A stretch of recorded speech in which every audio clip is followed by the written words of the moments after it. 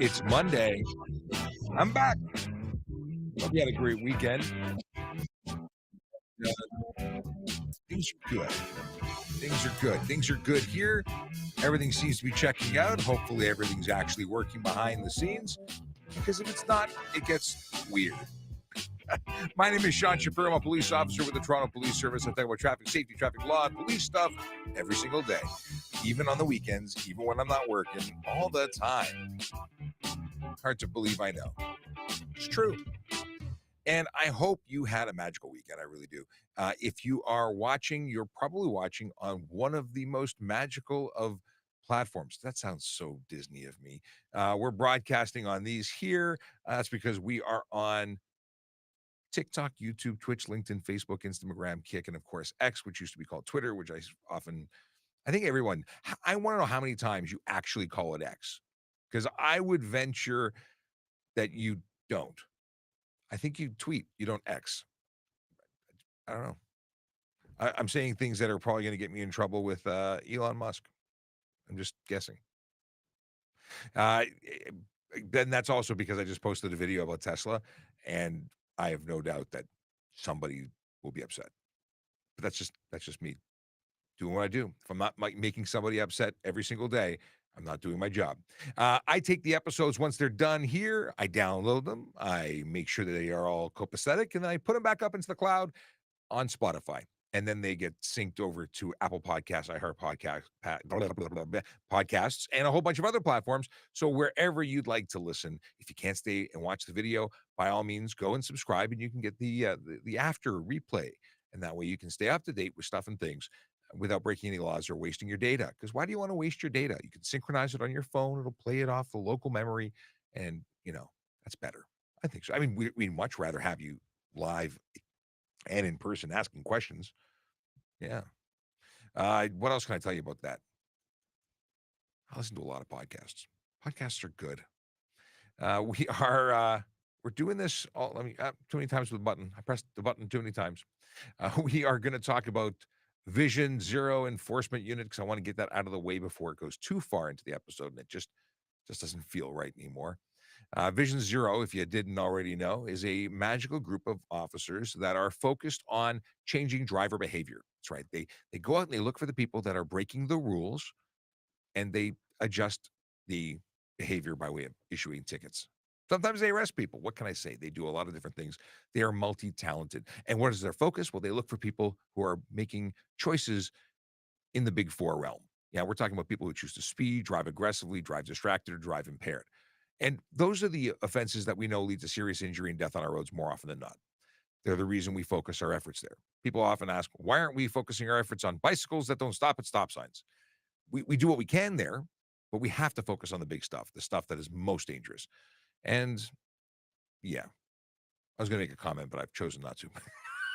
I am self-editing right here to avoid getting myself in trouble. Not that it happens often. Anyway, Vision Zero officers are focused on 32 Division and 41 Division today. Those are the neighborhoods of Downsview, Willowdale, Newtonbrook, Bathurst Manor, Dorset Park, Kennedy Park, Birchcliff, Cliffside, neighborhoods where real people live, work, and play and deserve to be safe. It's just what it is. And why do we announce it every single day? Well, we do that because we want to let the people who live, work, and play there know that we're there working to make the roads safer for them. And the people who are passing through, they may or may not know that we're there until they get a ticket. It is ridiculous as to how many people are out there breaking the rules. Like truly, truly, truly wild. If I spend 5 minutes outside, I could easily find you 5 offenses being committed. So why do people choose to break the rules? It's a good question. Some people are entitled. Some people believe they are more important than everybody else, and they're wrong. It's all psychology stuff, and I'm not going to get into it because I really am not a psychologist. But it's them who think they're special. We don't. We give them the ticket just like anybody else, but we have to catch them, and that's part of the problem. We don't have enough officers on the road to catch everybody. It's just not possible. Statistically impossible. We don't have enough of us. So we go out and we do what we can, and we change some driver behavior, but we can't fix everybody at once. I wish we could. Maybe that will change if we get automated enforcement on every road. Maybe if you got a ticket every time you went above the speed limit, you would stop going above the speed limit. And people say, well, that's just, a money grab. But who's the one speeding? It's an easy way. If that were to be a 1 kilometer and one and done, or zero tolerance, there'd be an easy way to avoid it. You just don't speed. But no one seems to like that answer. I get it. I did not intend to press that button. It was an accidental button pressing. But you know what? Uh, Anonymous says, I don't think traffic law is always about safety. A Sikh headdress with a GoPro is legal, but a helmet with a GoPro is not legal. Which one is safer? Well, that's calling upon, and this is out of order. I didn't intend to choose that in this order. I wanted to say hello to some people first. There is an exemption for religious purposes for members of the Sikh faith to wear a turban instead of a helmet. And I know it's not safe, but there is an exemption there. It's being provided by government. It's not for me to argue. I will tell you it's not as safe. I think if safety was your priority, it wouldn't be permitted. But you'd also be excluding a group of people that, by following their faith, would be excluded from motorcycling. And that is not only a magical, fantastic, my favorite way to travel, but it's also a lower cost way of getting around. And we're excluding them because of their faith, because they cannot participate, because they can't wear a helmet over a turban. I get it. And I don't get it all at the same time. Because you're right, safety should be first. But if safety's first and we then alienate people because of it, it's not because I want, to avoid messing my hair or I like the wind in my face. There's a thing going on, and it's outside of safety. Okay. Chase says, good morrow, Sean. Hope you and your family are keeping well. They are. Thank you very much. Last week of school for many kids. That means summer break is happening. And that also means that we're going to be seeing very different patterns on the roadway. Fewer, buses to school just aren't going to be happening. It's me buses to camp, different timings, different patterns, more people at different times. Like, just things will be different. So we'll talk about camping and or summer camp schedules and things to be on the lookout for. But there's gonna be a lot of kids that aren't in camp, which means they're gonna be wandering around the streets like zombies. Maybe, I don't know. Everyone likes a zombie, but we'll talk about that next week.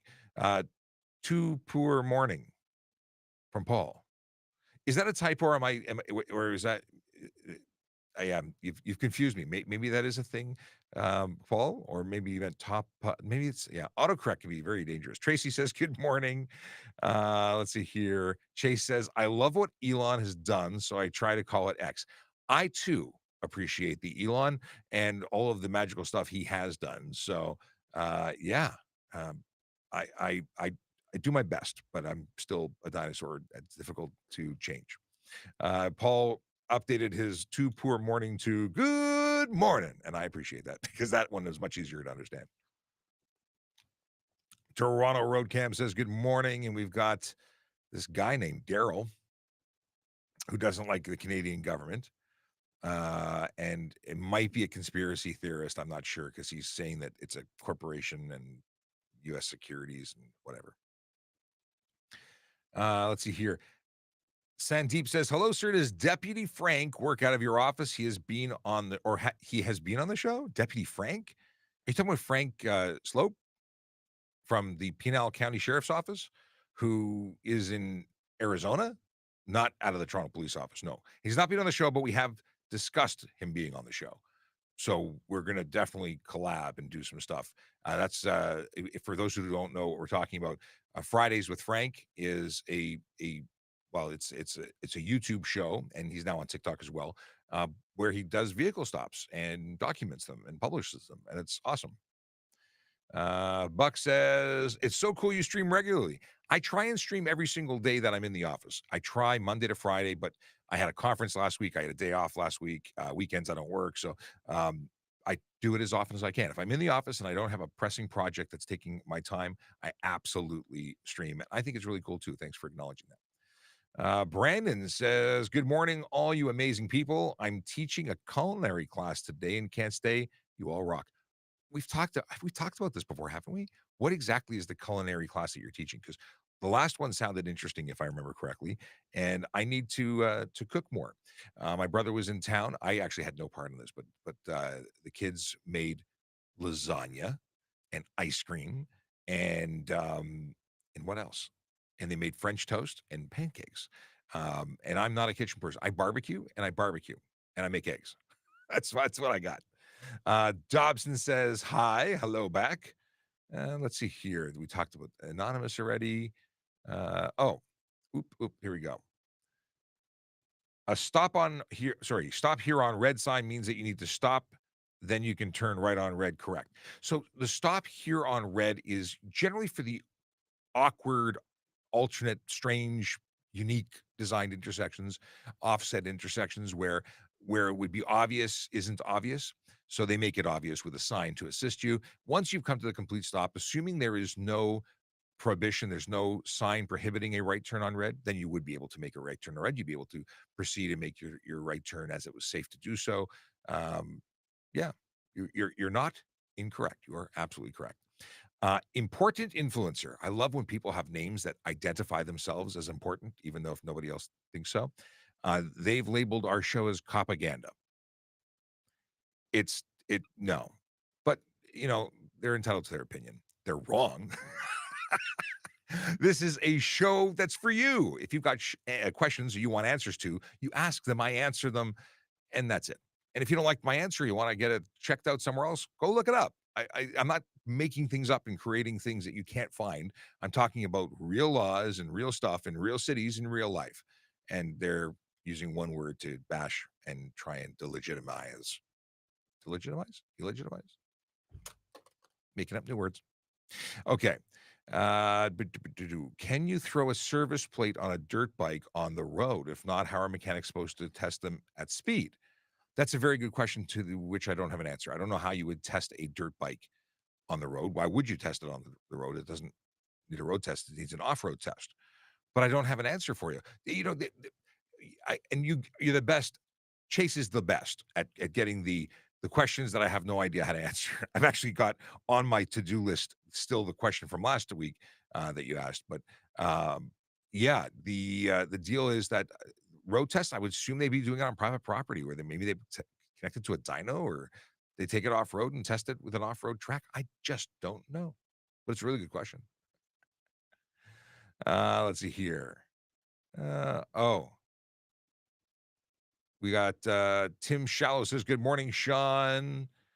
And let's see here. Why is using a paper map legal, but an electronic map illegal? Well, Hogtown boy, I'm glad you asked. The deal is that neither are illegal unless they negatively impact your ability to operate your vehicle safely. And I say that with some conditions. If you set it and forget it, your GPS on your phone is lawful as long as it's mounted. You can mount your cell phone and then set the GPS with your destination before you enter the roadway, and then not touch it again.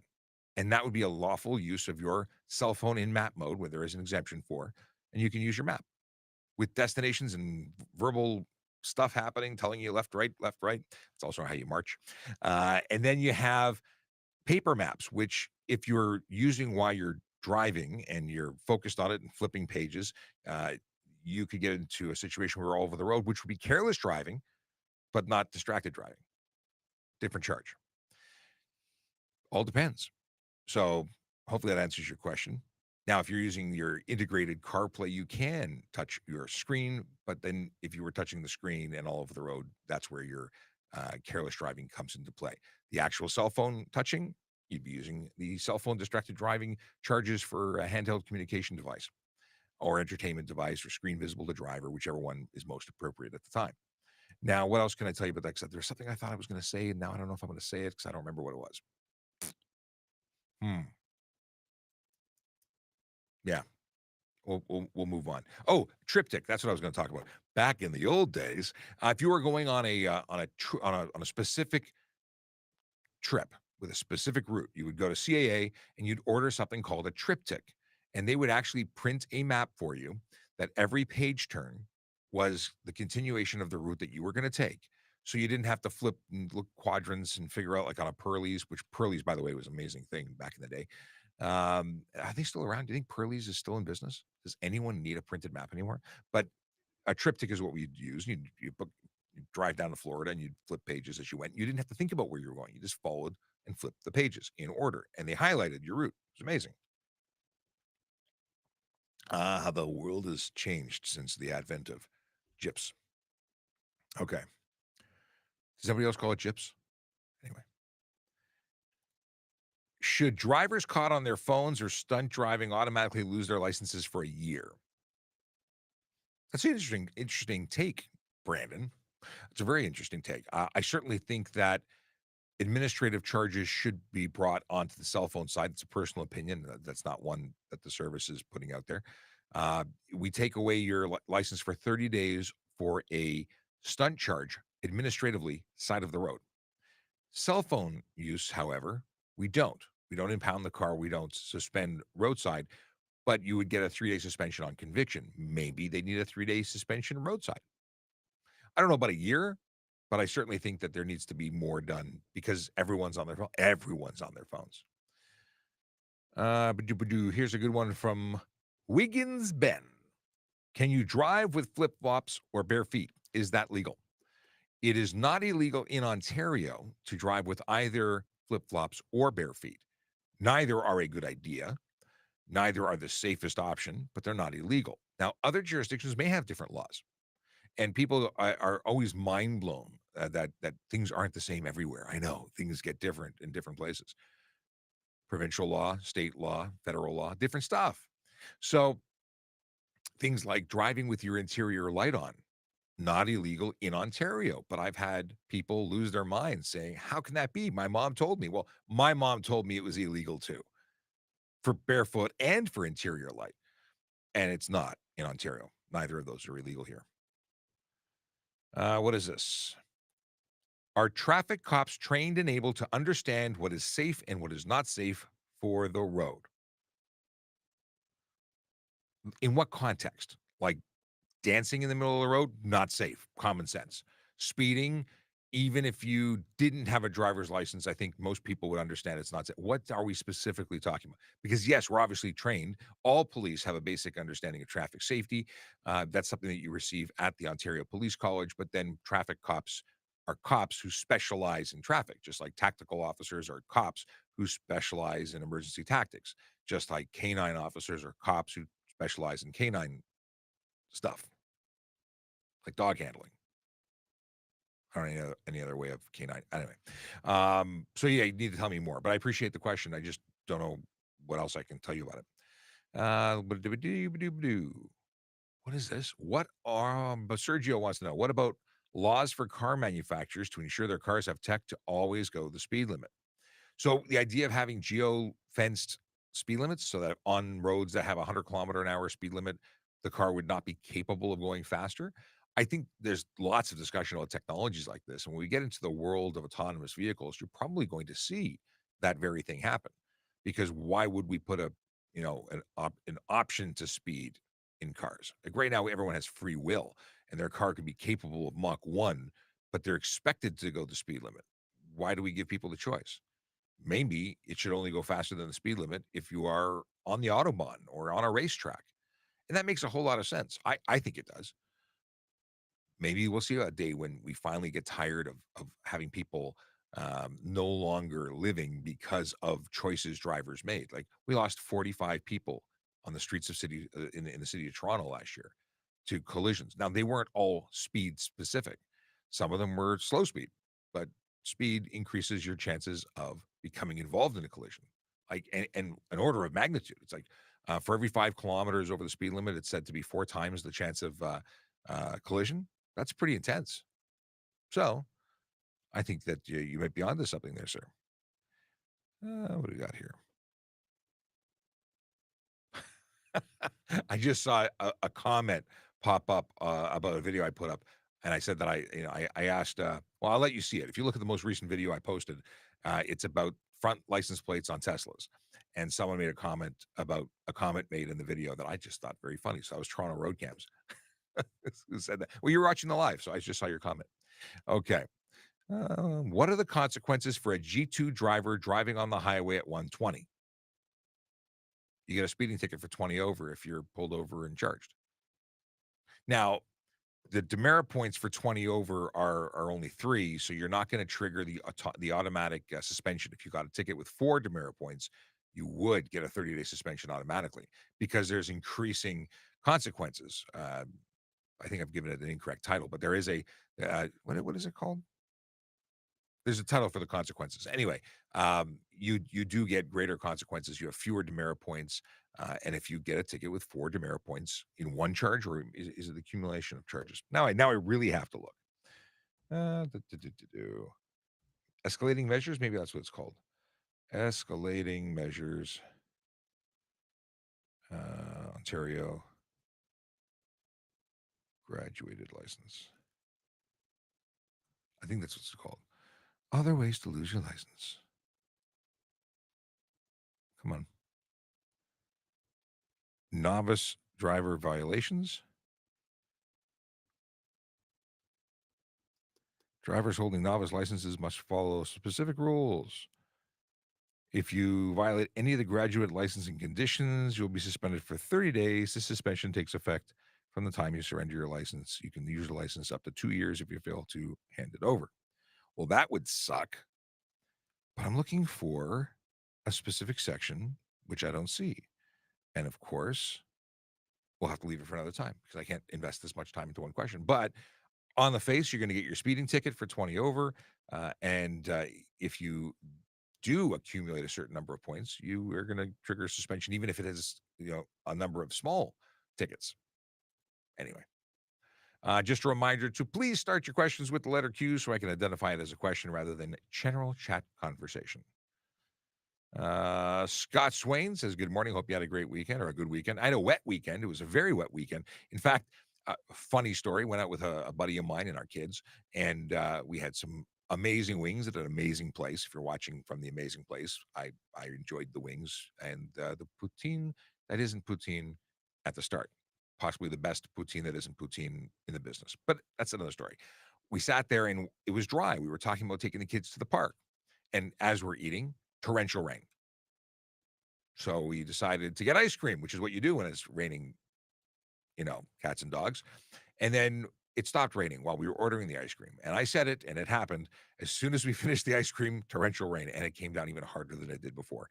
So we went to the bakery next door to buy stuff for our spouses, and the rain did not let up. And I got very, very, very, very wet going to get the car and driving over so the kids didn't have to get wet. But, it was very wet. Did you get wet? It was very wet where I was. Okay. How long demerit points and 30-day license suspension will be on the record? From Isha. So the demerit points stay on your license for 3 years from the date of the offense. So if you don't, and they're only added to your license after a conviction. So if it's thrown out, the points never show up. But let's say you pay the ticket or you're found to be guilty. Well, then if that took a year, they'll be on. Did I say 3 years? It's 2 years from the date of the offense. So if it takes you a year to get to court or close it to actually have it registered a finding of guilt, then it's going to be only a year left that those points will be shown. And the thing about points is that it's all about tracking how you are as a driver. It's all about determining whether or not you need to be re-educated. If you need to be suspended for being a bad driver. It's not an insurance thing. Points don't matter to insurance companies, despite the fact that everybody tells you that they care.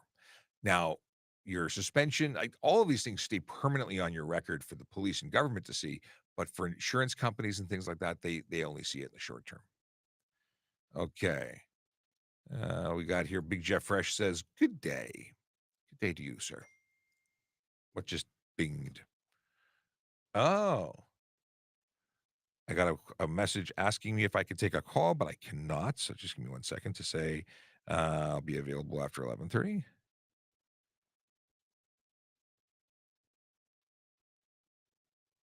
I'm just streaming.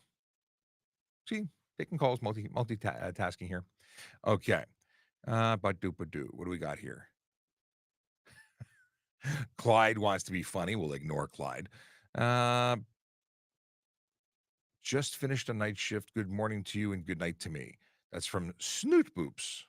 Good night and good morning. And yes, I'm sure the snoot boops is about booping the snoot of the dogs in the picture. But yes, good morning and good night. Scrolling back because a bunch of things just loaded. This is a question we haven't had in a long time. Is it illegal to keep your trailer hitch on your vehicle when not in use? Uh, it's not illegal, no. You can have it there. Your shins will not appreciate it when you walk into it. And in fact, if you were to become involved in a collision with the ball hitch on, you may do more damage to your vehicle than you may thought. It transfers the impact instead of it letting the bumper absorb it. It's going to transfer it right to the frame, and it could bend the frame. It could cause more damage. And could it cause issues with insurance companies? Possible. Yeah. Let's see here. We got TJ says, I'm from the UK and dedicated to become a police officer in Canada. Is it possible? It is possible. You need to have in order to apply or to become a police officer in Canada, you have to be a landed immigrant, a permanent resident, I should say, or a citizen for police officer. For special constable, for any other position with the service, you don't have to have PR status. You could be someone who has a permit to work here. Let's see here. But good luck to you on your journey. It is a magical one. And you know what? Just because it's a perfect segue, let's go into talking about employment, because I like talking about employment. That's the wrong page. I don't want this one. I want this one. Hang on a second. TPS.ca. See, it's not my computer. I'm using a loaner because my computer um, is having some emotional issues. It's not working right. So here we go. The careers page. And if you go check it out, you can check it out. Let's see here. I can put it on screen to say employment unit. That's the website to go to. Now, if you go to this page, you'll get information, direct links to a bunch of different positions. Police constable is the one that most people are interested in with that big old apply now button. Make use of that button to actually apply, create an account online where you can upload your resume and stuff like that. You can prepare your profile before you even send it. And then you can answer all those questions of what the requirements are so that you make an informed decision about whether or not you want to actually go forward and what you're looking at getting involved in. You can also see the faces of people who want to hire you, people who are going to, talk to you about stuff and things and recruit you and answer your questions. Same, but different. I do it about traffic. They don't do it exactly the way I do it. Let's look at civilian roles. This is if you want to work for the service, but it may not be a uniform role that you're looking for. I love looking to see what kind of positions we currently have available, and we have 5 of them. Payroll coordinator is the first. Temporary admin clerk, parking enforcement officer, communications operator, and developer in the digital team. I see that auxiliary appears to have closed. Auxiliary was the volunteer program that I started with. That's how I got involved with the Toronto Police Service.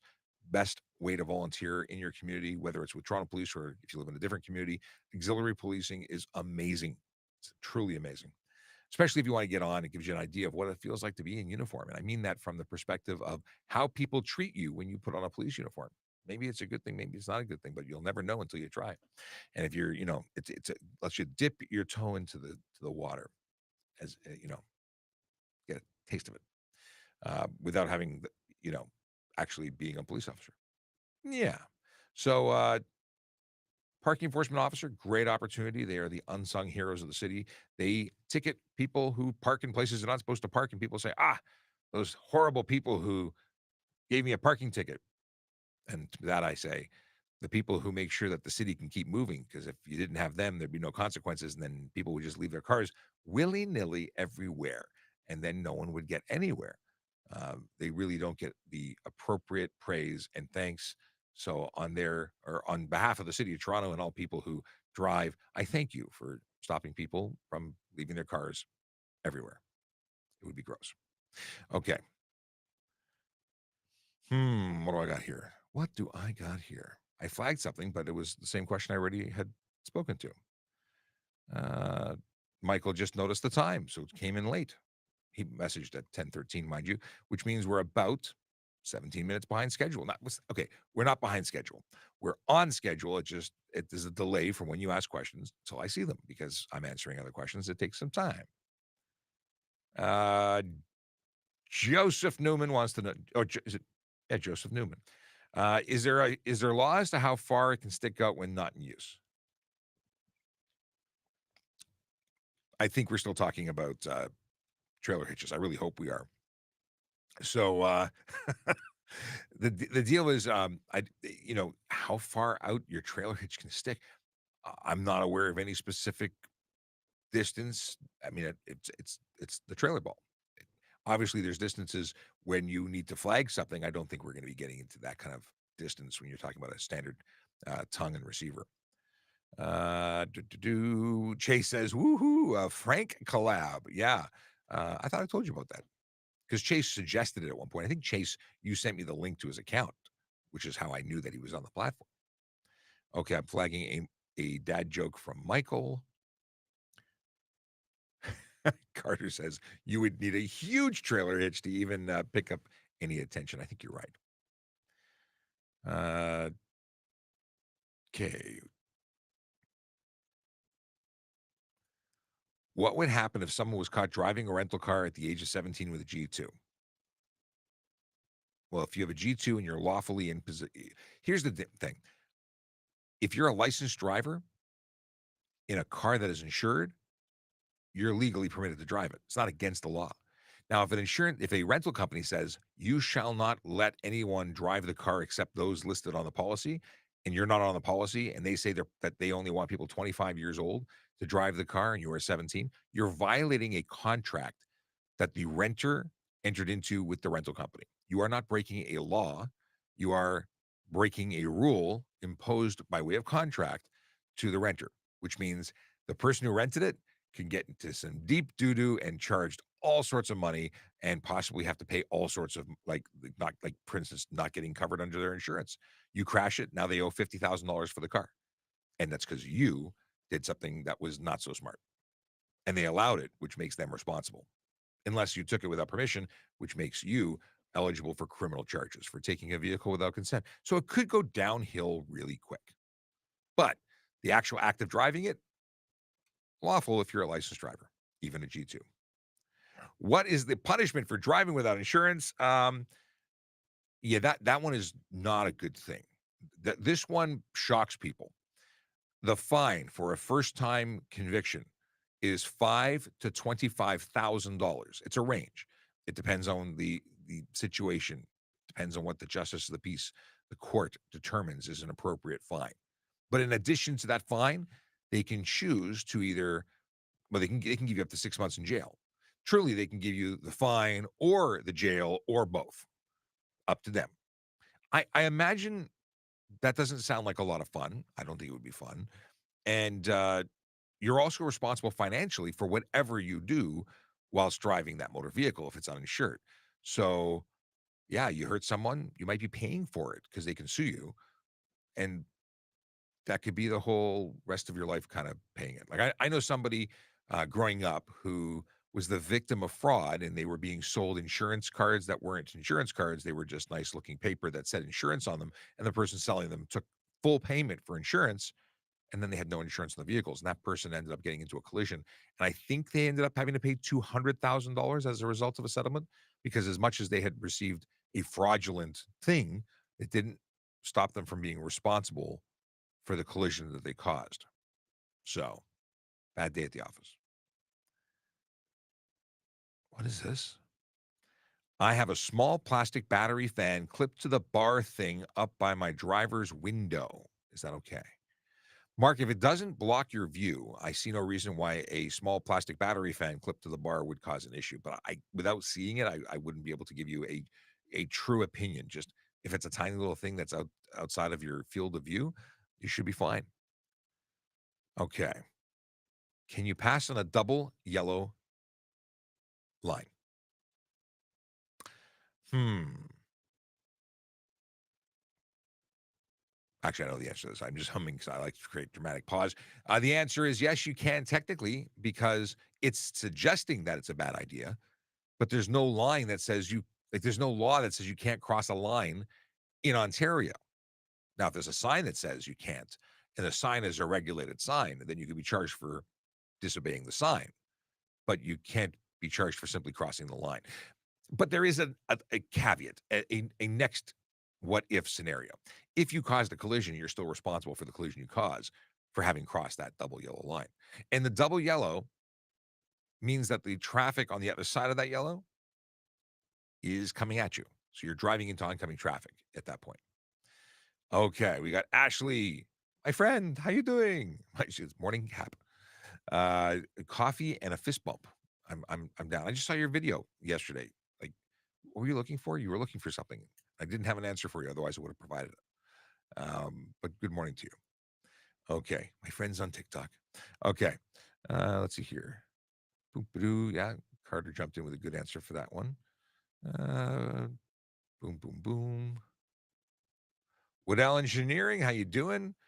Shiny plates. What's rule on how to use center turning lane? I.e., if traffic is backed up, can you drive 500 meters? That would be misuse of the center turning lane. I'd have to pull up code to see if there's a distinct definition of how to use it. But I've laid the charge for people who do just that. There are people who are cruising past traffic, and in that center lane, it is not a lane for use, and I've charged for it. But I'd have to look it up to see if there's a specific distance you can travel before you're eligible, or if it's just going to be up to the officer to lay the charge. But it's definitely not lawful. And let's just let's have a look here. Let's see what we can see. Center lane. I haven't looked at this in a long time.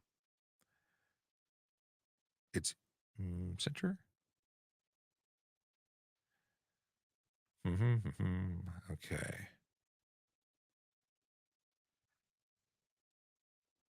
Looking. Come on. Use center lane improperly. Okay. Let's have a look. 3 demerit points, $110. Where a highway has been divided into clearly marked lanes for traffic, highway being any road in Ontario. In the case of a highway that is divided into 3 lanes, a vehicle shall not be driven in the center lane except when overtaking and passing another vehicle, where the roadway is clearly visible and the center line is clear of traffic within a reasonable safe distance, or in preparation for a left turn, or where the center lane is at the time designated for use of traffic moving in the direction in which the vehicle is proceeding, and official signs are erected to indicate the designation. So if it says you can use it for that purpose, then that would be permitted. I got to go deeper than the short form wording, but um, yeah, within a reasonable, safe distance. So what's reasonable? It's gonna be up to the officer based on what I've read there. But now I've got to go look at section 154, sub 1, sub B for more for more information. But cool. I like the question because I haven't talked about it in a long time. Let's see here. Can the MTO pull anyone over, or is it just commercial vehicles, i.e., black plates? They can actually pull anybody over, any motor vehicle. Do they have the authority to do it? But they do focus on commercial vehicles. If they saw something, they would do something, but they tend to focus on commercial. Okay. If Mitch threatens anyone who disobeys the law, excellent. That noted. Okay. Michael L, not to be confused with Michael H, says, my friend owns a small engine shop in the city. He has no space and no choice but to road test ATVs and dirt bikes on the road with no plate. There is literally no option except trailer it to the wood. Michael, that your friend is breaking the law, though. There's no exemption for them. So he's risking his business every time he does that. So maybe tell him that that's not a good idea. I get it. It's suboptimal, but there's got to be a better answer than to break the law driving without insurance on the road. Let's see here. Poophead, great username, says, "Wow, you're almost as old as me. I remember using Triptych. It's that is that is a thing that only the elite know about." Okay. Oh, interesting. So Michael would like to use Waze for driving alerts, but a map book for route planning before driving. Excellent, excellent. Okay. Talked about that already. Darren Tobias, just for everyone, you should remember his name. I'm on my phone all day. I drive all day. You can't do anything to me. The most intelligent comment made this morning so far. What do you want from me? If we catch you, we catch you. If we don't, we don't. And hopefully you don't hurt anybody along the way. but people say silly things all the time. Oh, Liam is here. He says, "Hey, mate, traffic officer in Ireland here. Always interested to know with mods what's legal." Uh, well, first off, pleasure to meet you. I was in Ireland last year, met a whole bunch of coppers, and you should reach out, DM me so I can get your email and reach out. I'd love to have a traffic chat with you, maybe even have you on the show. But in terms of mods here, that's such a broad question because any mod could be legal or not legal. If you want to know what we use, I can tell you that I have a link to the passenger vehicle and light truck inspection guide. I'm pretty sure I have that at TrafficCop.ca. And if you go there, you can download the PDF and peruse what is covered and what is permissible um, in Ontario. Where is my track? Here we go. So that will give you an idea as to some of the things that are lawful. Uh, Obviously, if you can't certify it, that becomes unsafe. You got to have a full exhaust system. You can't bypass that. You can't have tires that stick out from the fender. You can't be too high, too low. And there's even standards including how high and how low, maximums and minimums, the distance for the center of your headlights to the ground. So lots of great information there. But love to have a chat with you anytime. Let me know. Okay. Bacon wants to know if you have empty alcohol containers in the car, can you be charged? Because they return them. If there's no alcohol, there's no alcohol. If there's anything in there, like just a drop, then technically it would be a violation. Way to put it would be in the trunk. I would not put them anywhere else in the vehicle, just to be safe, just to protect yourself. Because the goes on to say, drive scared, thinking I'll be in trouble. You're probably fine. You're not drinking them. You're not. If just make sure they're empty. That would be the best advice. Talked about this already. Sliding. Let's see here. MP wants to know if I saw the Hawk to a video. Um, I have laughed. I have seen that video. It was hilarious. I have also seen the never-ending stream of memes that have come out as a result of this, and I think to myself, "Poor girl. She's never going to be able to live that one down." Very funny. I'm sure it was entirely meant to be funny with the intention of being funny, and it was. So props to her. I hope she makes millions on T-shirt sales. But my goodness, the number of memes, I mean, they're never ending. The level of creativity has been just amazing. Uh, thanks, MB, for running the loop on that one for me. Okay. Wingus Wongus says, "Good morning, Sean. I live in a small town wondering about underglow on vehicles in Toronto." So, assuming you're in Ontario, the laws would be the same. But if you're not directly projecting light outward, I don't think you have much to worry about. If you have the bulbs inset under the vehicle, so much so that the only light that is cast to the road is a faint glow, I think you're going to be okay. Now, you want to avoid red, green, and blue because those are restricted colors, but I would never write someone a ticket for that if you couldn't see the bulbs because there's no specific law about underglow. What there is are laws that are specific to projecting light forward and reverse. You cannot project anything other than white or yellow to the front and nothing other than yellow or red to the rear. So if you had purple, purple's a bad one because often, police lights in the States, you get the blend of red and blue, which make purple. So maybe it's not an issue because you're not going to have that blend. Um, if you had amber, well, you can see that from the front of the back, and that's safe because it's a permitted color. Um, so really not an issue. If you had green, you can't have that to the front. Maybe not such. Anyway, what I'm trying to say is, if you had a light that was projecting other than the color you're allowed to project, so green you can't project forward or back, that would be a ticket. That's where I'm going with this. Okay. What else can I tell you? Sergeant Campbell would write you a ticket if you saw the light because he says, if I see the light, it's being projected at me. I disagree because I think there's a directionality of color or light. If I point to that wall and it reflects off the wall, I'm not projecting at you, I'm projecting it at the wall. So I think you'd have a defense. But hey, he and I agree to disagree on this particular topic. Okay. Upcoming traffic signing?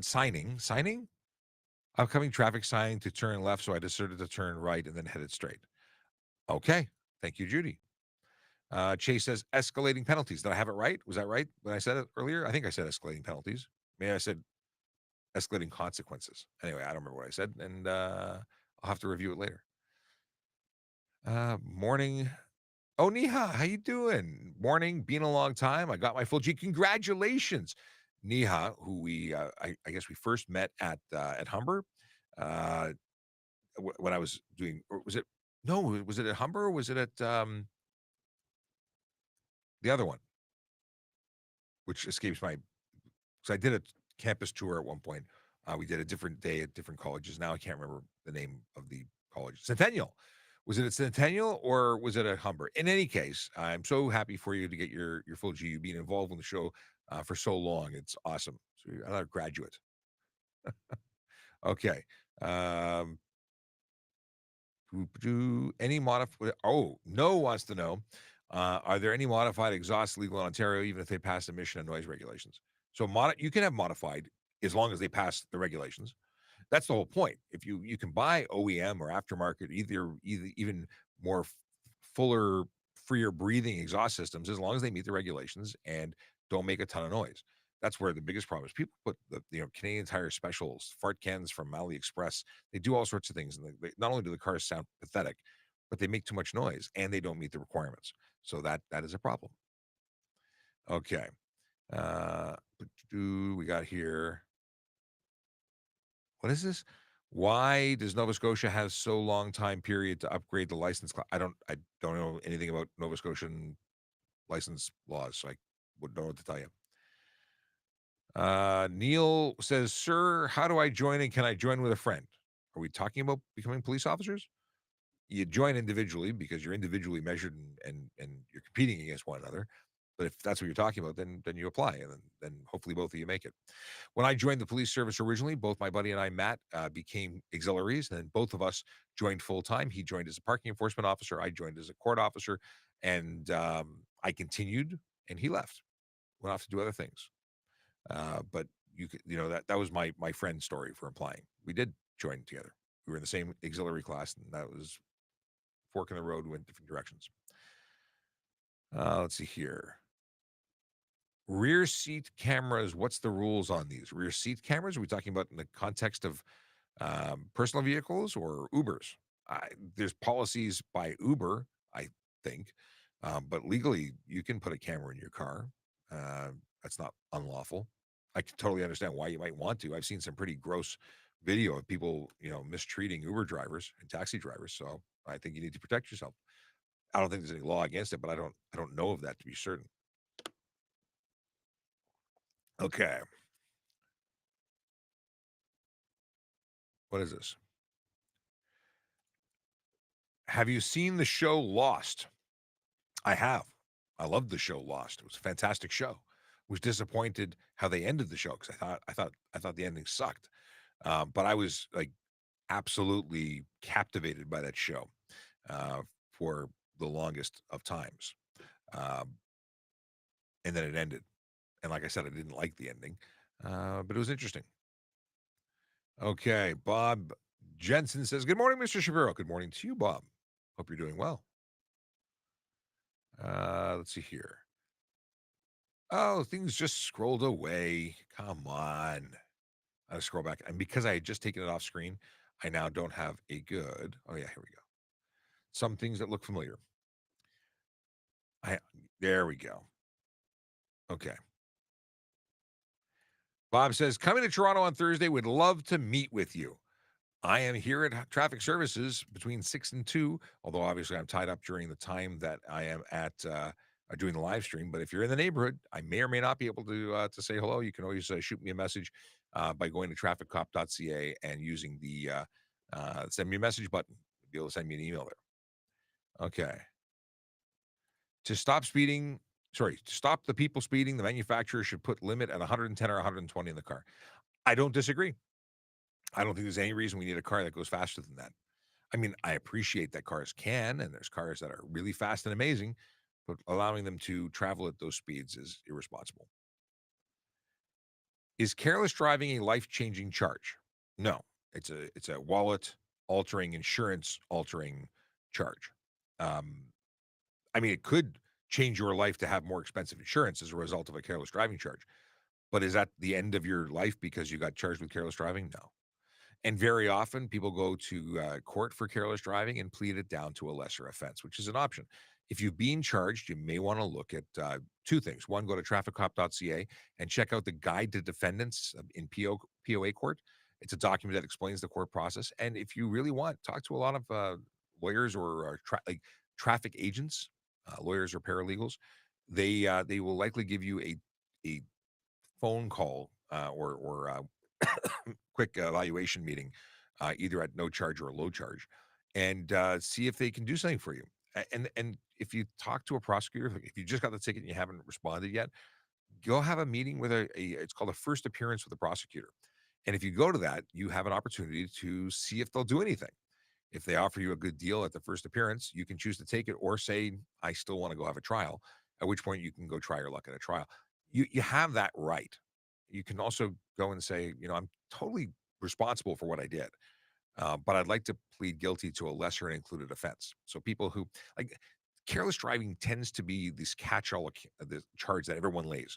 So you rear end someone, and yes, it was careless and without due care and control, or care and attention, I should say, and you rear ended somebody, but really it may have just been followed too close. So it's possible that they could plead it down, plead guilty to a lesser offense of follow too close, which has fewer points and fewer dollars associated with it. But at the end of the day, it's up to the courts.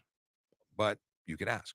And I think it's a very different approach than saying, I'm not guilty, even though you probably might be. We don't usually charge people who aren't guilty. Just saying. Robert Collins, 4478 says, Morning, Sean. Morning, Robert. How are you? Just a reminder to everybody else in the room that if you start with the letter Q, it will mark that it's a question, and I will know it is a question. Thus, I can read fewer things and get through this list faster. But when there's no Q, I have to read through everything and ignore things and continue with others.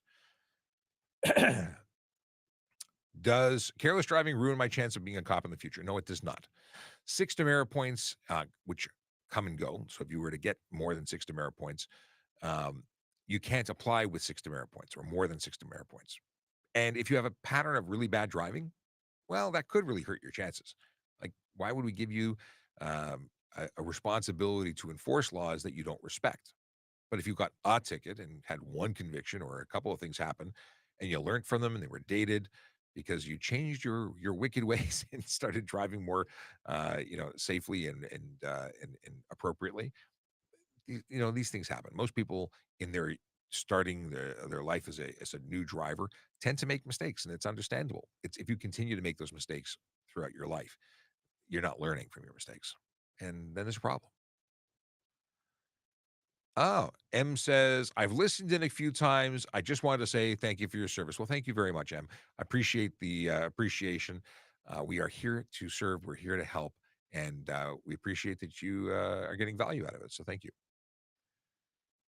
Uh, Player Nick says, can we bump the back bumper of a slow moving car in the left lane on the highway? That's not allowed. No. Not only could you create a catastrophic incident, we'd probably find reasons. Well, it's not even find reasons. That's a pretty good reason to pull you over, investigate, and possibly arrest you. Don't make contact with another vehicle. If my car is parked and ice falls down from my apartment roof, owner of building responsible? Mm, that's a civil dispute.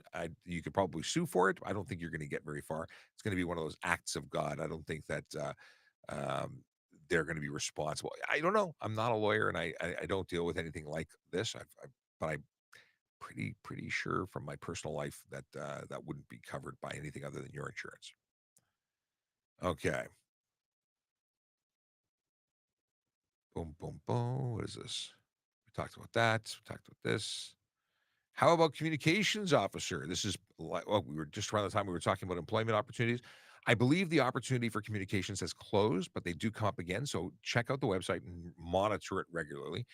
They were taking applications for communications operators who also are the unsung heroes of the city of Toronto, who take your calls for 911 and assistance, and then dispatch police officers. Well, two different sides of the house, but they rotate between responsibilities, call taker and dispatcher. In any case, they are very talented people who really tell us where to go, literally.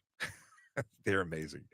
And Lifestyle Change says, yep, auxiliary is the best because it is the best. You're absolutely right. I definitely support volunteerism. Okay. Eric Hall says, I have a question. I occasionally have answers. But you have to ask the question. Well, another one, because that was a statement, not a question. Uh, what is the law on tints on windows, including the rear windshield? So the law is simple. There is, well, it's not that simple. Okay. Windshield, nothing allowed. Windows left and right of the driver, maximum 30% for certification. But if it is darker or so dark that it obscures the interior of your motor vehicle because of a color coating or a reflective coating, we can't see inside, it's eligible for a $110 ticket. If it's more than 30%, it's considered unsafe motor vehicle and your vehicle can be, well, your plates can be seized. Now, the windows in the rear passenger seat, the window and the rear windshield can be as dark as you want. There is one caveat. You must have the ability of seeing the rear of the vehicle. That can be the side mirrors. Excuse me. Clear view to the rear. So where some people have been ticketed for having a dark rear window, as long as they have side mirrors, that would be an inappropriate charge. So you can see, you have to be able to see. Clear view to the rear. Hopefully that answers your question. I've got a number of videos on the channel dealing with tint. So you can go to the FAQ playlist and you can pull up those videos. All right. If you're driving a vehicle without a safety, what happens? If the vehicle was considered fit and it's insured and you've got a plate on it, then you should be okay. If your vehicle is not considered safe, it's not fit, it's unfit status, that's a big problem. An unsafe motor vehicle charge is going to be getting you into loads of trouble. Let me scroll back here because things just moved in. Just to let you know, it's only a few minutes to 11. And once the 11 o'clock bell rings, I normally, that would be an absolute falsehood if I said that I normally end the show at 11. I tend to stop taking new questions after 11. So if you have a question that's registered in the next couple minutes, I will do my very best to answer it. If it is a question that comes in after 11 o'clock, you'll have to come back tomorrow and ask it again because I will not be able to be here all afternoon because that's the problem with this show. It's an amazing show. But people show up at 11:01 and go, but I have a question. You got to be here at 10 o'clock to ask a question because we do this and then we do other things. Okay.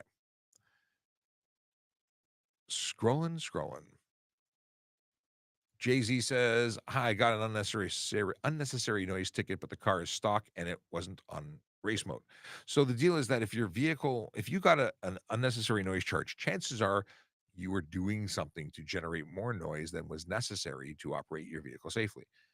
If you're just driving at 2,000 RPM, just, you know, doing the speed limit, you probably weren't creating noise. But if you were revving it up there, you were likely creating noise. Now, if you can go you have the ability to challenge that in court if you really believe that it's not eligible. But I can give a ticket to a Honda Civic that's stock because it's driving around at 9,000 RPMs, just revving it for no reason. That's unnecessary noise.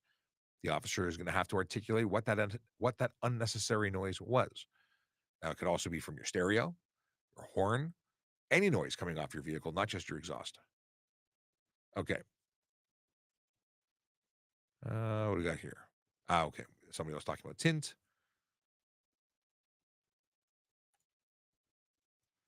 Hey, mate, traffic officer here in Ireland. We were talking about that earlier. Operation Nexus, and here where we taken vehicle began. Oh, it's a two-part question. To legally modify for the show car community and encourage them a little better reception has been fantastic. So you've got your own show car. Okay, Nexus. I gotta look this up. Ireland. Send me links. I want to see this stuff. Nexus. See, I thought we were talking about crossing the border with. There's a Nexus pass here for border crossing. Okay. I want to check this out. That sounds really cool. The UK, they were having they have a copper on TikTok who's been modifying cars for ages with the community. So that's really cool. One of my friends here, he's a copper. He and his partner created a drag car that it's done up as a police car. Looks like a Mustang, but it has a different power plant underneath the hood, and it is pretty impressive. And that's for right track racing, and it's strictly a track car. Okay. Irfan Sheik says, if you have been charged with careless driving, can your case be dropped in court? Anything could be dropped in court. It's all about whether or not they can establish and convict you. Like they have to have sufficient evidence to convict. If you can challenge that and produce sufficient evidence not to convict, then that would go in your favor. On a motorcycle, is it safer? Oh, one sec. This is a statement. James says, on a motorcycle is safer to have a loud exhaust. No, it's not. Uh, the truth is there's something called the Doppler effect, and most of the time, the only people who hear you are the people who want to sleep in neighborhoods in the path of your travel and the pedestrians who are standing still. People in cars are probably not hearing you at all, despite the fact that everyone uses the excuse of loud pipes save lives. It's baloney, and the Doppler effect supports my statement. We got Aquila Draconis at 10:34 said, greetings and salutations from the TMC. Sorry, I'm late. Well, you're never late, sir. As long as you show up, you're all good. Even if you don't show up, you're here in spirit. We always assume that you are with us. The force is with us, and so are you. Okay. Uh Daryl Liar? I don't dare. I can't pronounce your name. Hi. Hi back. Is it okay that I have two huge turbos sticking out of my hood? I don't know, because I don't know what that means. Are you porting? The fans are out of your hood, but they're porting back out, and like you're not porting it or bypassing your cats. I am not a mechanic. It is clear I'm not a mechanic. If you are not dumping those into the air, then you might be fine. I don't know. If the gases that are coming out of those are not going into your engine, but instead are releasing into the atmosphere, then you're in violation of some pretty heavy tickets and eligible for some pretty heavy tickets. Can you be ticketed for speeding in a private parking lot? You could be ticketed for stunt driving in a private parking lot. You could be ticketed for dangerous driving, which is a criminal offense in a private parking lot. But for speed alone, no. Unless, well, at 150, if you were doing 150 and clocked as such on private property, it would be stunt driving. But I'd be making arguments that you're criminally responsible for dangerous driving well before you're hitting 150 in a private lot. But no, speeding, no. Well, unless TTC or Metrolinx, they have acts that govern their property. They could probably lay a charge there. That's my understanding. Whatever happened to truck drivers sticking to the right lanes and only pulling out to pass? Good question. Under the HTA, the left two lanes are actually not permitted to have commercial vehicles in them. Is it enforced? There's a whole bunch of stuff that isn't regularly enforced that should be. Is it a problem? Sure it is. I don't work the highways. I would likely be pulling these those vehicles over because I'm that guy. Let's see here.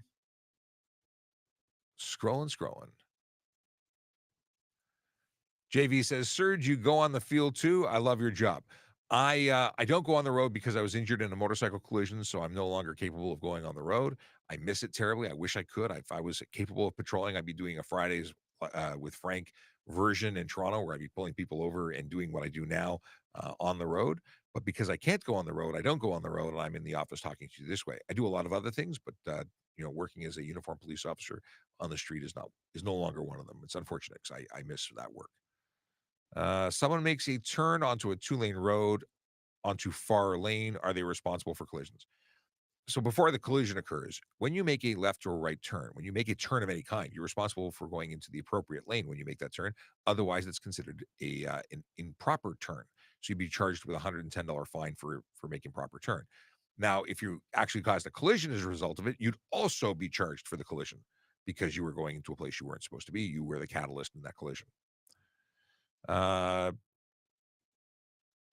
Boom, boom, boom. Can you drive a private A-class motorhome without air brake endorsement with a regular GM?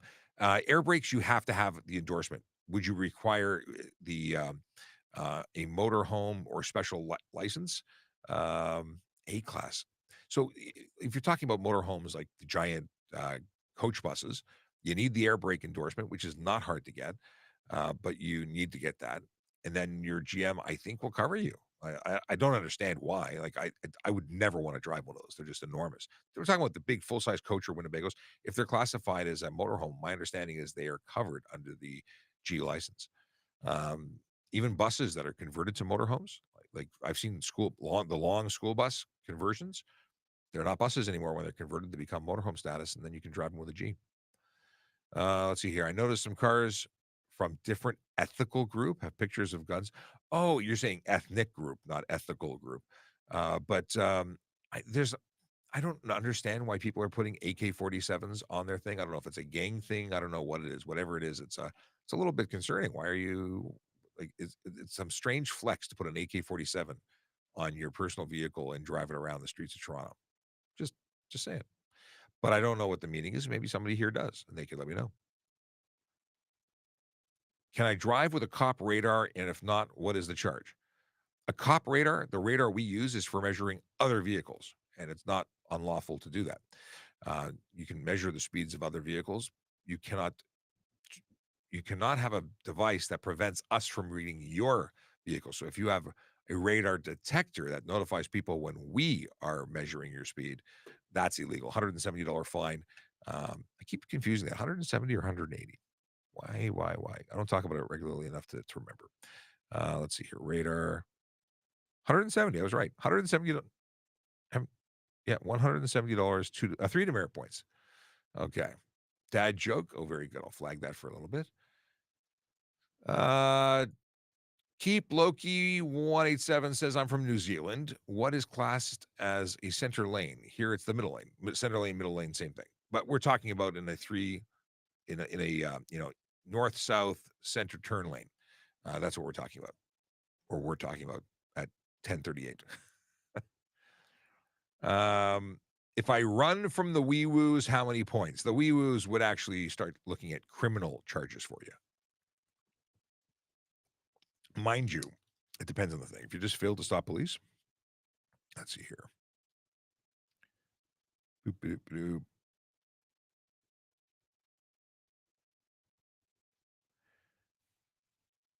It would be net failed to pull over.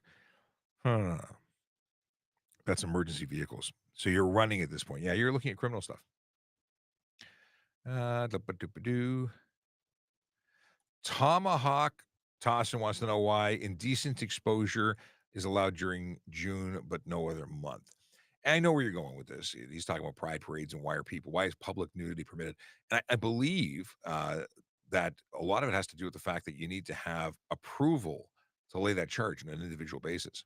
I don't think that it's not my department. I'm a traffic guy. I'm in a state of traffic, but I think you need to have Solicitor General approval to lay that charge. Okay. What is the tint policy in Ontario? Well, there's tint law for what is safe and what is not safe. And what is not safe is when you can't see and when you can't see in. So 30% light blockage windows left and right of the driver, that's unsafe. If it's any more than that, we'd take your plates. Your vehicle would be no longer permitted to operate on the road. Windshields can't have any tint unless the vehicle is manufactured before 2017. So 2016 and older, you could have a 3-inch tint strip across the top, but that's it. That's all. Angie says, I've seen pictures of guns, handguns, and pictures of men holding guns on side of car. Is this legal? Pictures of guns, handguns, and pictures. There's nothing against the law with having a picture of a gun. I mean, is it? I don't know the context of what you're suggesting, but just a picture of a gun, like we talked about earlier. Excuse me. What is my opinion of left lane campers on the highway? My personal opinion is that if they're doing the speed limit, they're doing the right thing. If they're speeding, they're breaking the law. But I also acknowledge that the dumb speeder is going to pass them on the right and cause a collision potentially. So that means the person who's doing the lawful thing should also stay to the right and allow the dumb speeder to go faster. And I say dumb because it's a reference to the Flintstones. You know, the Martian. Hello, dum dums. You know, don't you remember this? Flintstones. Anyway.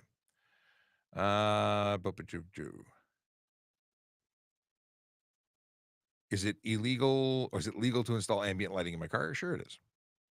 In fact, my vehicle comes with ambient lighting. Like I have my footwells, you can change you got the whole rainbow there. You can choose any color you want. Oh. T. Durham says, I just bought an e-bike. Are there any laws that say I have to drive on the street versus sidewalk? Depends on depends on the city you're in. Because in the city of Toronto, nobody on a bicycle, e-bike or otherwise, can be on the sidewalk unless they're under the age of 14. So 14 and above has to be on the road, 13 and below can ride on the sidewalk or the road. But an e-bike requires you to be 16, thus no e-bike can be on the sidewalk in the city of Toronto. That would be the rules for you there. For Toronto, different rules in different jurisdictions. If you want more on things and stuff and things about e-bikes and the laws surrounding them, check out TrafficCop.ca. I've got links to the city of Toronto and the province of Ontario rules surrounding e-bikes. What do we got here? Are electric scooters legal in Canada? This is from Andrew. Andrew Tate Lives. I have a feeling you are not actually Andrew. But electric scooters, if you're talking about kick scooters versus e-bikes that look like motor scooters, e-kick scooters are not legal in the city of Toronto. There is a pilot project governing them. There are limitations. It can, if you violate those limitations, you make it a motorcycle, subject to all the laws of a motorcycle.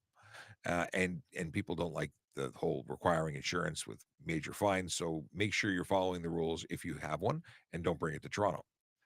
What is this? On a motorcycle, we talked about this. If it's safer to have loud, obnoxious pipes, it's not. And in the city of Toronto, there's bylaws. If you create more than 92 decibels at idle or more than 96 decibels at anything other than idle, you're looking at a $500 bylaw fine here in Toronto. Are gel blasters allowed? And I don't know what a gel blaster is. Have I ever issued a ticket to a blue plate Tesla in the HOV lane? I don't generally enforce the HOV lane because I don't go on the road anymore, and I don't police the 400 series highways, which is the HOV lane truly. Um, yeah, we don't really have a blue plate issue in Toronto because we don't have an HOV lane in the city. We have diamond lanes, which may allow people. I don't think they have exemptions for electric vehicles, but if they did, it would be based on green plate, and then I would ticket a Tesla operator with a blue plate. Just for anyone who's going, what the hell is he talking about? A green plate is what gives authority to be in an HOV lane. HOV lanes are on 400 series highways and other Ontario roads, but I think it's primarily 400 series. In any case, the the permission to use the green or the HOV lane without having two people in the vehicle, two passengers, driver and passenger, two people. Well, for electric vehicles, there's an exemption. If you have a green plate, you can go solo. However, if you get a custom plate, you get a blue plate because they don't make custom green plates, at which point you lose your authority to be in the lane. And that bothers people. I don't know why. I mean, I do know why. They should make custom green plates, but they don't. What do we got here? Upcoming traffic signing to turn left, heads right. I don't know what we're talking about. This is back to Judy. Upcoming traffic signing. Oh, I gotta scroll back. Hang on. Stand by. Bro wants to know what happens if you use a fake plate and run from the police. Well, we'll start with the arrest. You run from the police, we're going to arrest you. If we catch you, some people get away with it for a while anyway. But there's a bunch of charges, like driving without a license plate. Okay, I'm assuming you're also driving without insurance. Yeah, we'll find everything that is appropriate and lay all the appropriate charges. Okay, that's the comment I left at. Hang on a second.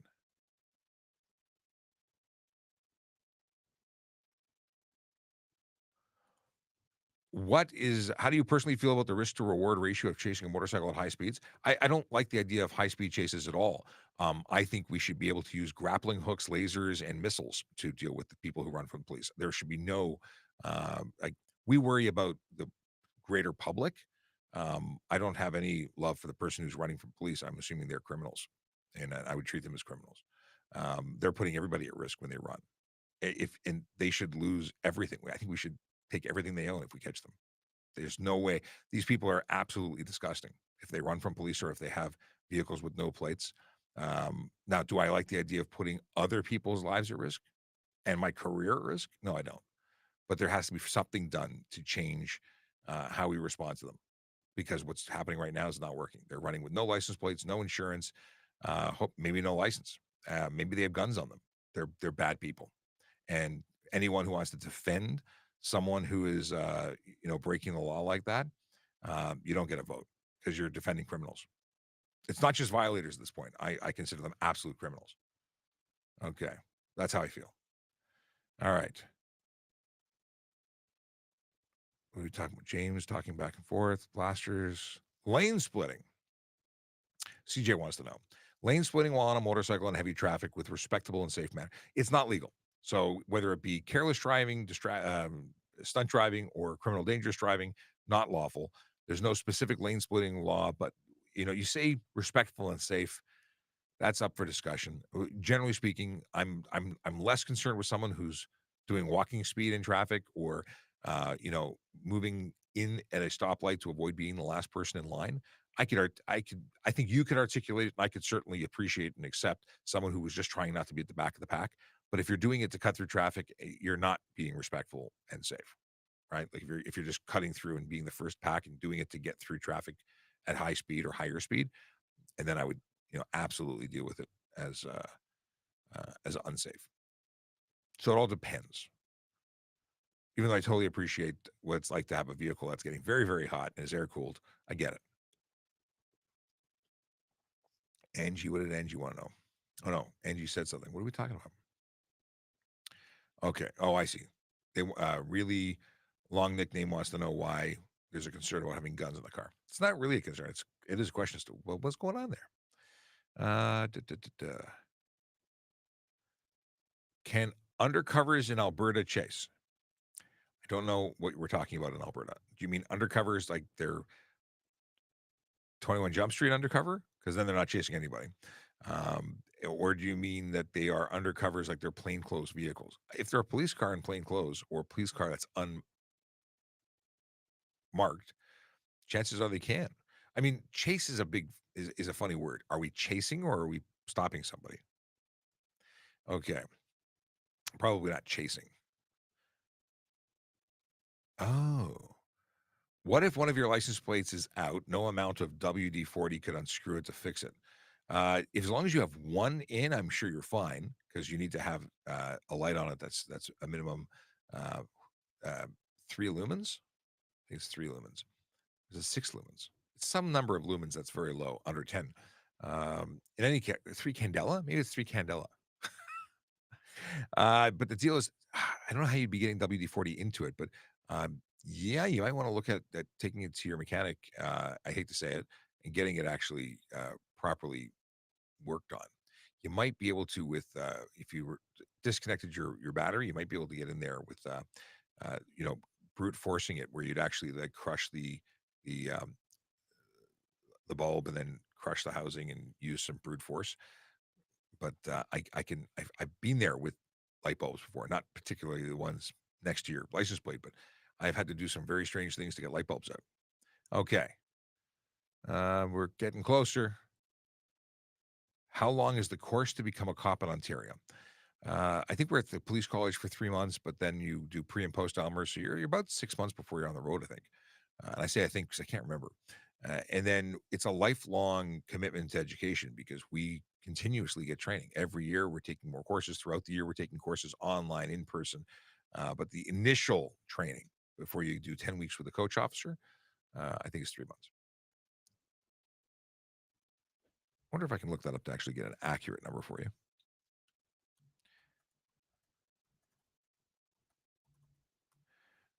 12 weeks at OPC. Then I think it's 2 weeks pre and 4 weeks post, or maybe it's 8 weeks in addition to that. So, yeah, you could be at 20 weeks plus 10 weeks with a coach officer afterwards. It's a lot. It's a lot. Could it be more? Could always be more. Okay. Scrolling over to the top.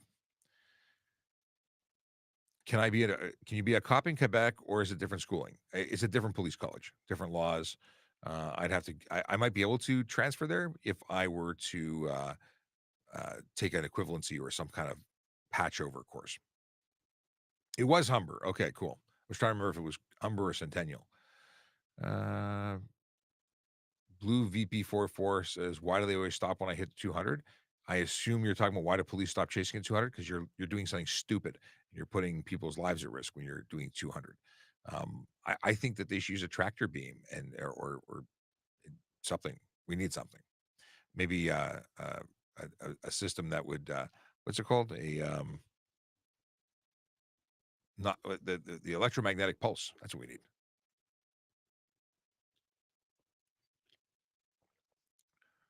Angie keeps asking about stickers on cars. It's not against the law. I think I've been very clear about it. Not dismissing it. I'm pretty clear that it's not against the law, although I question why it's there. Cowboy says good morning. Good morning to you. And what if someone drive his friend car without ownership and license? You must have ownership and license. You need a license because you can't legally drive without it. You get charged 300 or 350 for driving without a license. The ownership, do you mean ownership or owner? Anyway, I think you're just possibly asking silly things. Can I use a photocopy of registration at a road stop? Yes, photocopy of both sides of an ownership document is lawful. You need to have your original driver's license and your original, or you can have either the original insurance document or an electronic proof is acceptable.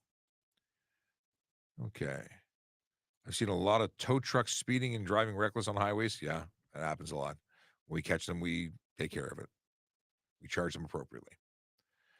How's your day going, sir? How has your day been? It has been a great one so far. It's Monday, so it's less good than being at home. I like being at home. That's the whole weekend thing is good for, but certainly no issues. Karen says my airbags went off in a minor accident, minimal damage. Transport Canada says they're not mandatory. Are you saying that you don't want to replace them? You can't remove them, but I don't believe there's any law saying you have to replace them. I would say that it definitely increases your chances of survival in a collision.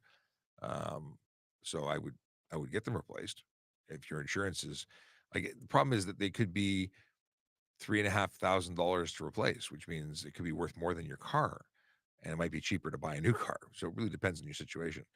But I don't think that you have to replace them if they've blown. Just there's a reason that they're there, and the next collision you might need them. Uh,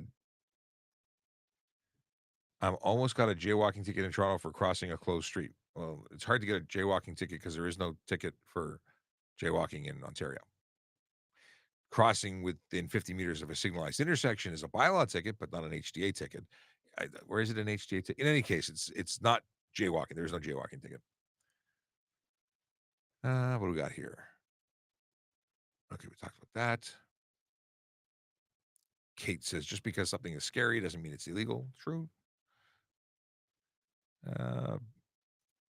My backup camera I installed has a screen that goes over my rear view mirror. Is that allowed? Uh, yeah, I don't think there's any issue with it. Technically, it's a screen visible to driver, but it's not showing entertainment. It's showing the rear view of your plate. And I'm assuming it's only active while you're backing up. I can't see an issue, but I don't know. Is it obscuring do you still have a functional mirror, or is it totally obscuring it? Hi, can you make a U-turn on an advanced green light? Depends. Is it safe to do so? Is there a clear view? Will it cause you to obstruct traffic? Like it depends. Chances are you're okay. Very often they will have signs that say "U-turn allowed" to absolutely erase doubt.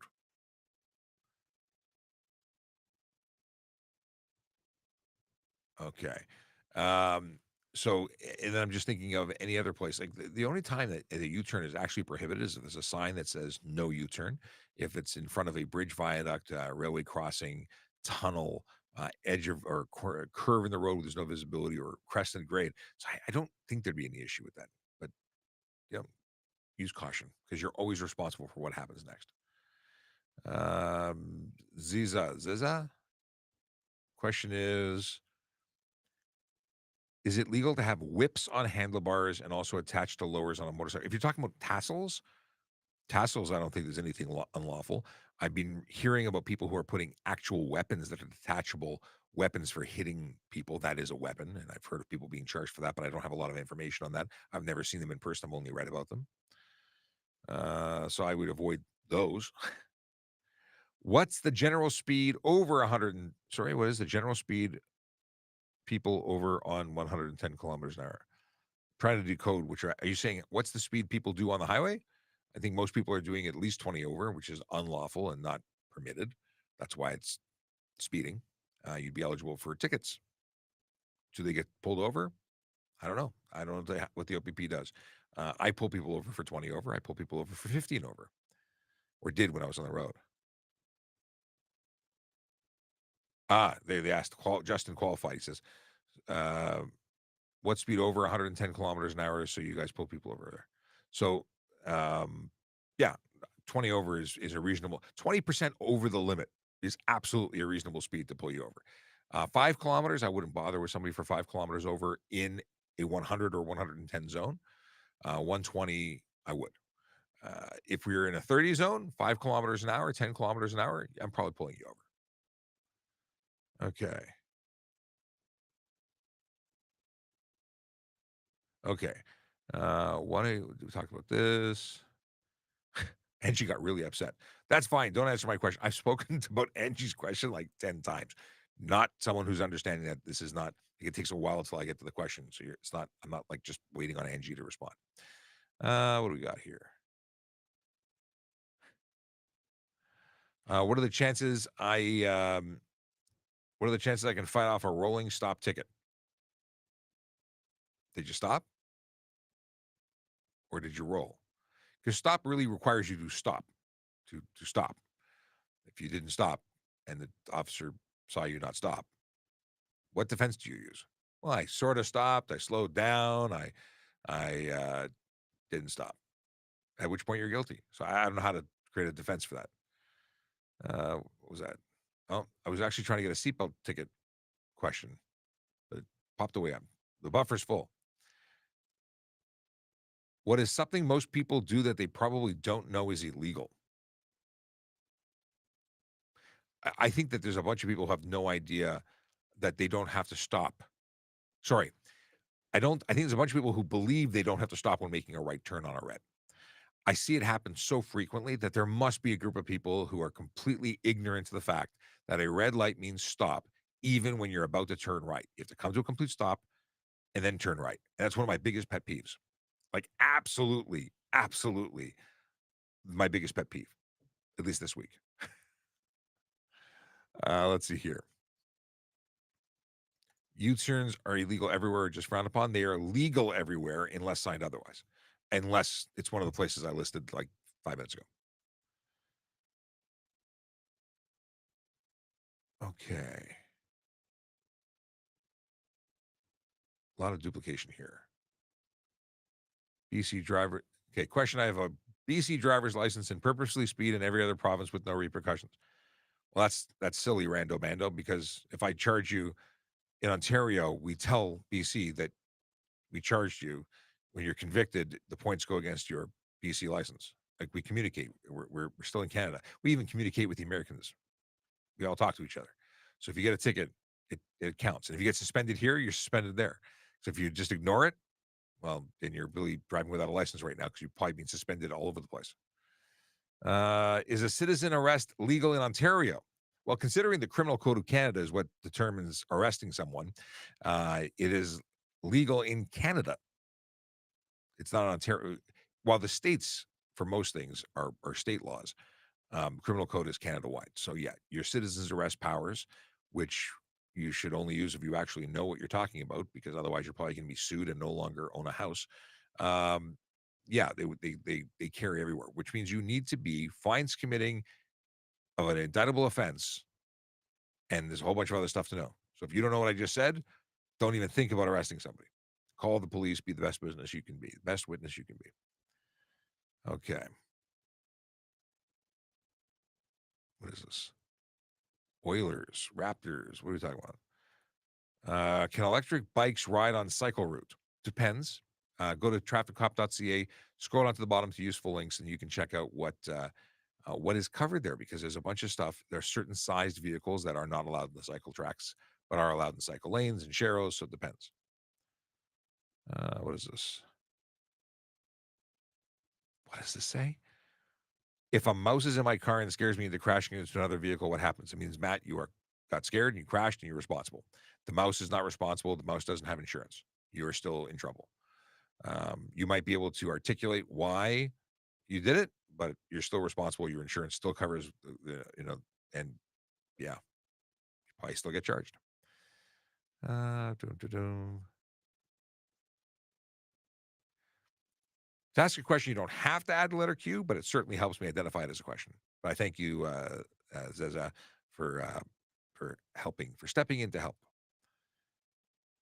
Am I allowed to use my cell phone on a drive-through? The answer is yeah. Now, if you cause a collision, you're still responsible for the collision you caused, but the law for handheld communication device does not extend into a parking lot. It's private property. That law is not enforceable on private property, but stunt driving is enforceable on private property, and this is why we ask questions. It's good, Patrick. Thanks for asking it. And it's probably prompted from the situation in Saskatchewan where someone complained about getting ticketed in on private property. The RCMP came out with a statement saying that they actually were observed on the city streets using their phone and then continued to use it in private property, and that's why they were charged. They were stopped on private property for what they did on the road. Yeah. And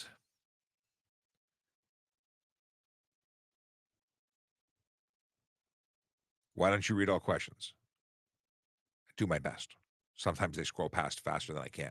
I don't answer all questions because sometimes people ask the same thing 55 times. Um, but I did read yours, but I don't read them at the time you write them because I'm still reading the one from 20 minutes ago. In fact, it's now 11:30 and I'm just reading your question that was left at 10:57. Um, and I will only be answering questions that were answered up to 11 o'clock. But a lot of people jump in at 11:10 and ask questions. Mind you, I'll scan through looking for really good ones. Crossing into the United States for the first time this week, any advice? Don't bring any guns or ammunition. That's bad. Don't, I say it because people do these things and they also do it the other way and get arrested. And somebody in this chat room knows all about that. But not for, well, anyway. Uh, yeah, just be honest. Be absolutely honest because if they find out that you weren't, bad things can happen.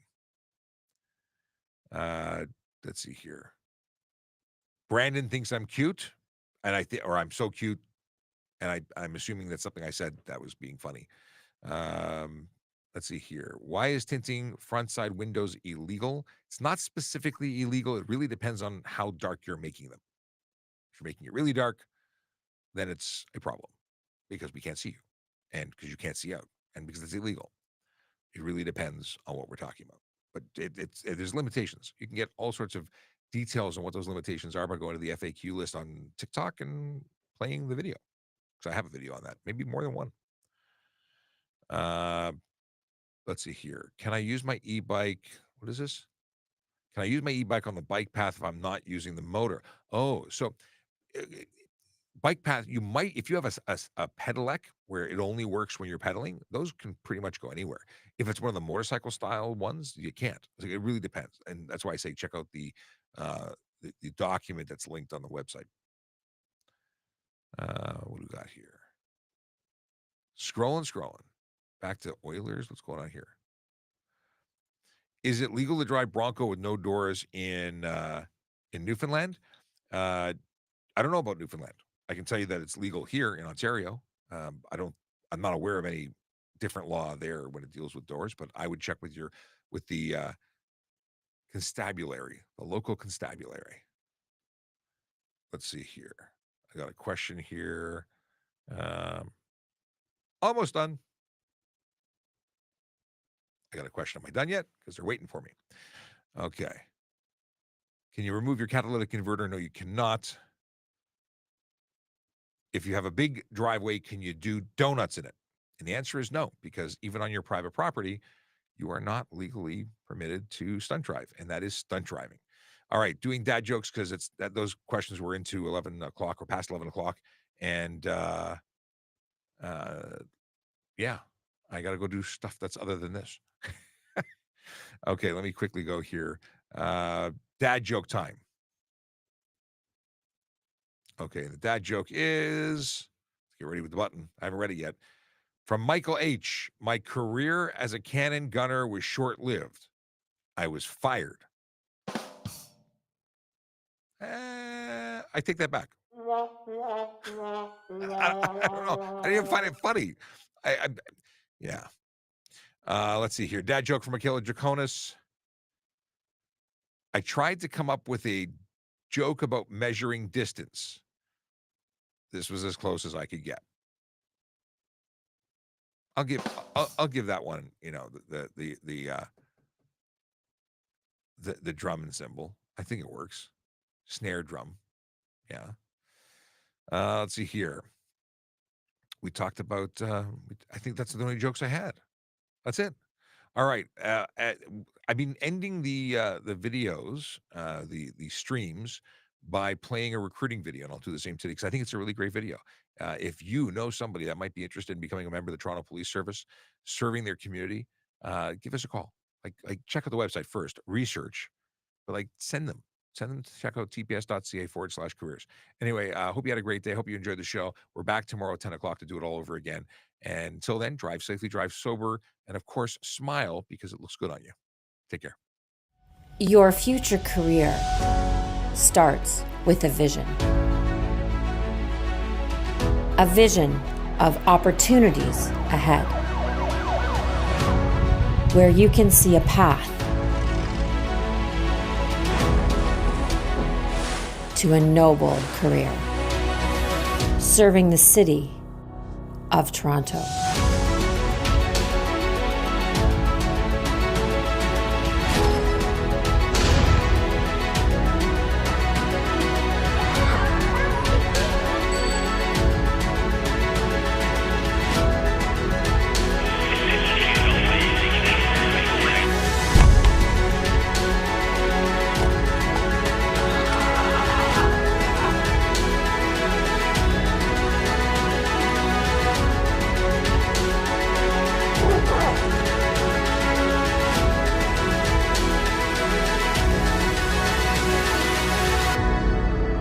Where do you see yourself? Toronto Police Service. Apply today.